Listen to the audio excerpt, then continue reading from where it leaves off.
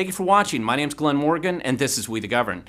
So, I caught some politicians and PACs breaking the law this year, and I want to show you what they did, how I caught them, and how you can catch them too.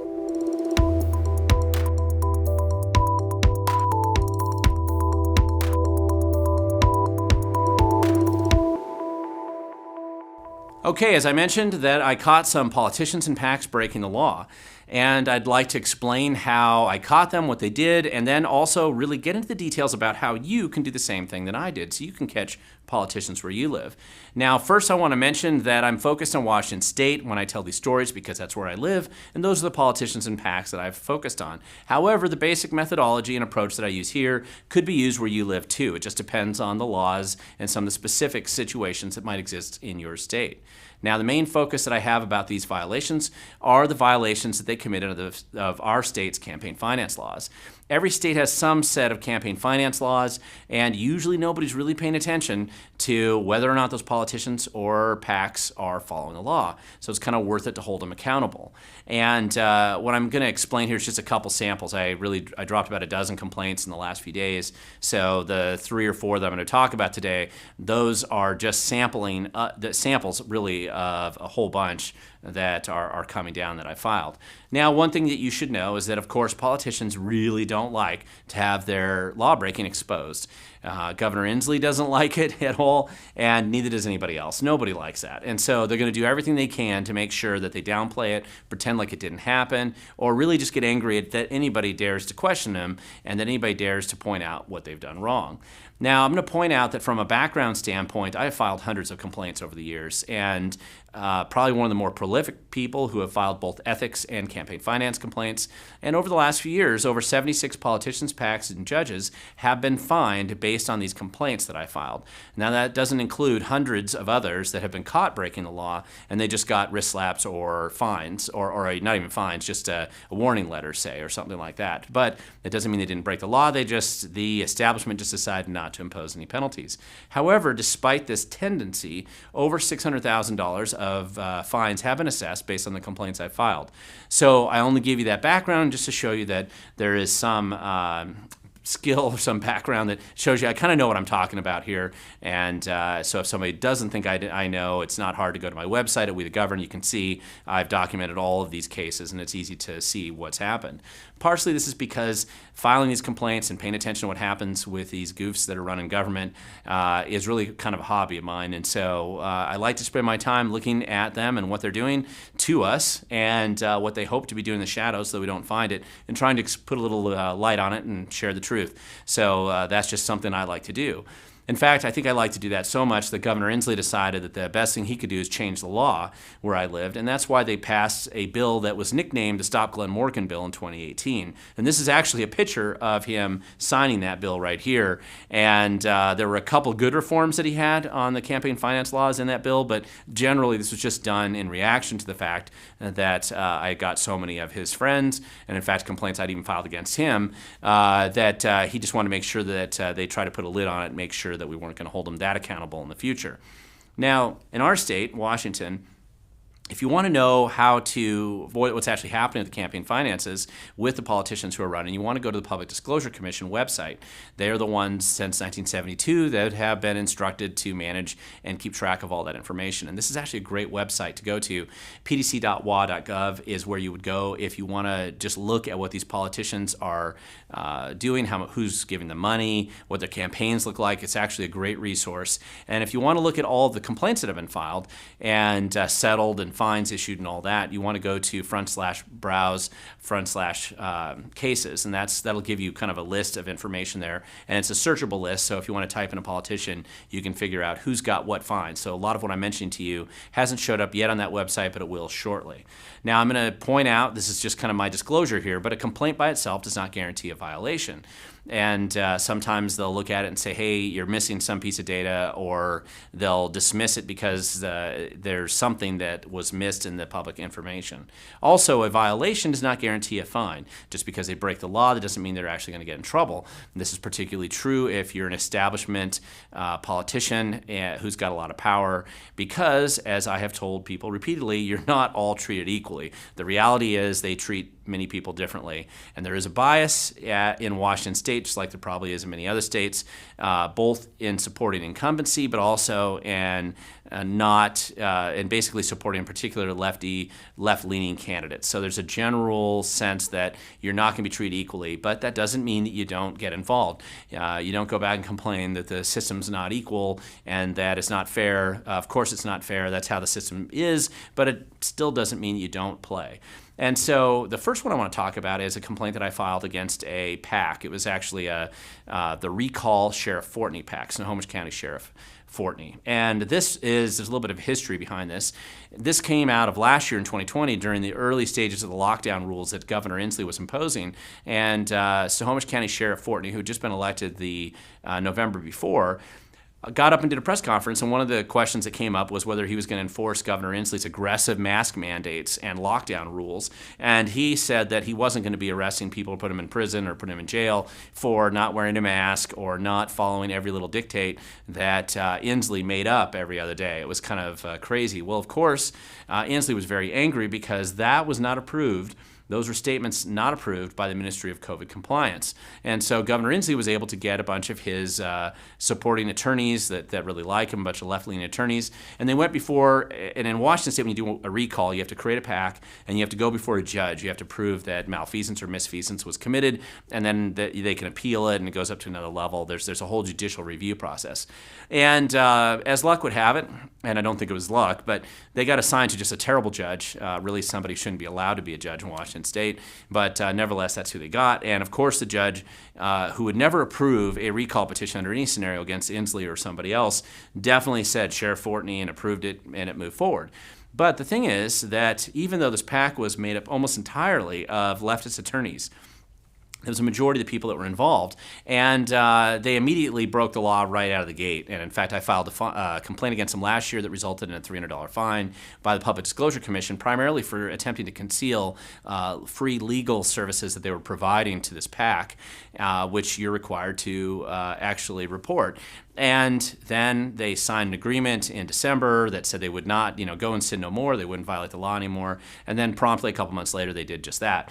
And they violated a very obvious law, which is just one that's been on the books for a long, long time, which is when you do an ad in a newspaper, you need to identify the top 5 donors. And in this case, the top 5 donors were these very same attorneys who had been attempting to conceal the fact that they had given all this free legal work in advance in the first place. So they completely didn't even attempt to comply with state law. And that failure on their part resulted in a second complaint, and we'll see what the campaign finance folk actually do about it. But that was an example of a complaint that I filed against a PAC. Then I started to just look at regular council members.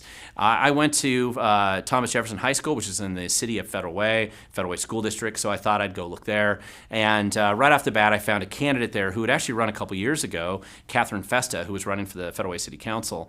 And I looked at her campaign finance stuff, and sure enough, she had done some pretty odd stuff. She had lost in the primary 2 years ago for a city council race and had about almost $6,000 left in her campaign funds account at the time. And then what happened is that money vanished, and starting this year, she started out at zero. She doesn't have any information provided to the public as to what happened to those $6,000. It's illegal to use those for personal uses. You can't just take them and throw them in the bank and have a party or go to Hawaii on it. You really do have to report what you've done with those campaign finance or the campaign money that you've raised from people in your community, and so that is illegal. So I filed that complaint. I also noticed that it looked like there was some misinformation provided on her personal financial affairs statements, and so I added that in as well.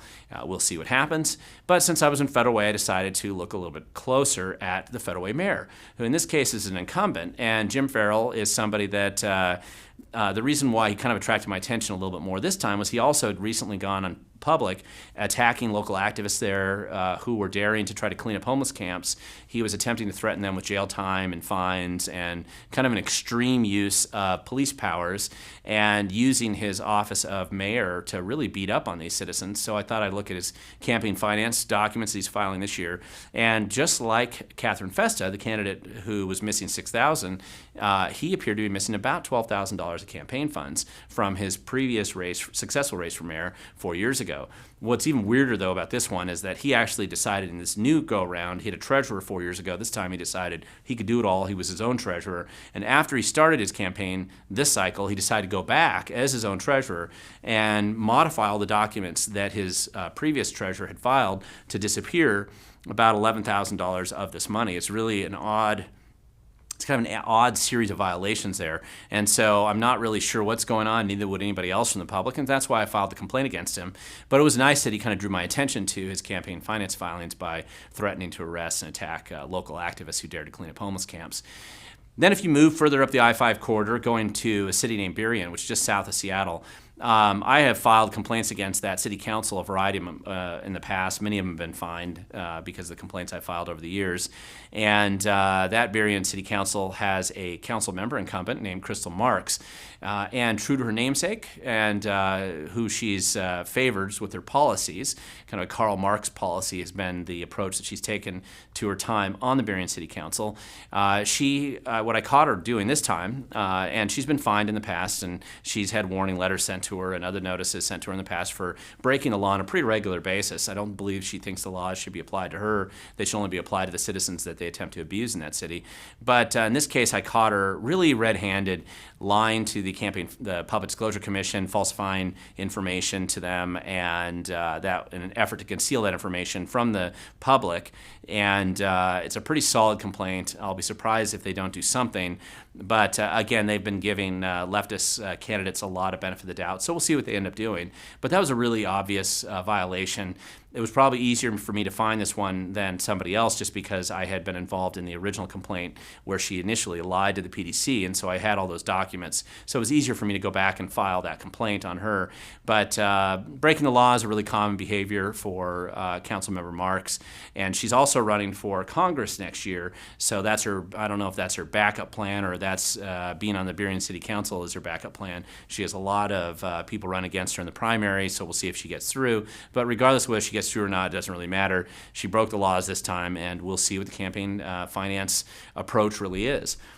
Now, I want to mention that people always, when I start to tell stories about this and explain what I've found and what I've caught, they'll say, oh, I just can't do that. You'll say, that just seems like it's impossible. How the heck would you be able to know that these violations are being committed? And I'm going to tell you, you can do this.